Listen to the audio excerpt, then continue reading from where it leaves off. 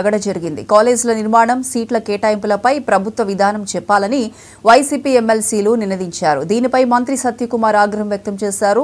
YCP ప్రభుత్వ హయాంలో ప్రచారం చేశారే తప్ప కాలేజీలు కట్టలేదని మండిపడ్డారు.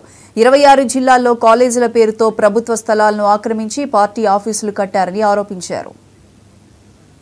నిశ్చిత్తుగా నిర్లజ్జగా ప్రతిరోజు విద్యార్థులు అపోహలు సృష్టించే ప్రయత్నం చేస్తారు. అధ్యక్ష, మొన్నటికి మొన్న 8,500 కోట్లతో నేను 17 కళాశాలను నిర్మించానని నిశ్చిత్తుగా గతంలో ముఖ్యమంత్రిగా ఉంటున్న వ్యక్తి చెప్తున్నారంటే అపోహలు సృష్టించడం మంచిది కాదు. అధ్యక్ష, ప్రభుత్వం ఏదైనా సరే ప్రభుత్వం ఉన్నప్పుడు తర్వాత ప్రభుత్వం బాధ్యతలు తీసుకోవాల్సింది. కానీ నేను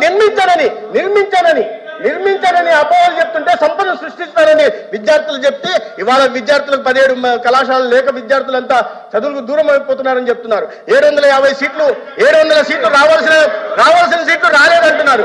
దీనికి బాధ్యత వహించాల్సింది ఎవరు? దీనికి మౌలిక కల్పించాల్సిన బాధ్యత ఎవరిది? ఫ్యాకల్టీ డెఫిషియన్సీకి కారణం ఎవరు? సమాధానం చెప్పండి అధ్యక్ష.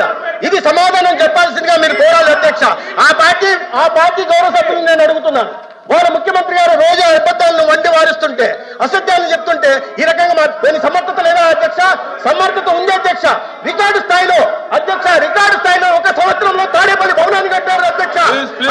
రికార్డు స్థాయిలో 26 జిల్లాల్లో ప్రభుత్వ ఆస్తుల్ని రవాణా శాఖ సంబంధించిన ఆస్తులు తీసుకుని వైఎస్ఆర్సీపీ పార్టీ కార్యాలయాన్ని కట్టారు అధ్యక్ష. విసుకుంటే గుండు కొట్టి 450 కోట్లతో విలాసవంతుల భవనాలు నిర్మిస్తున్నారు కానీ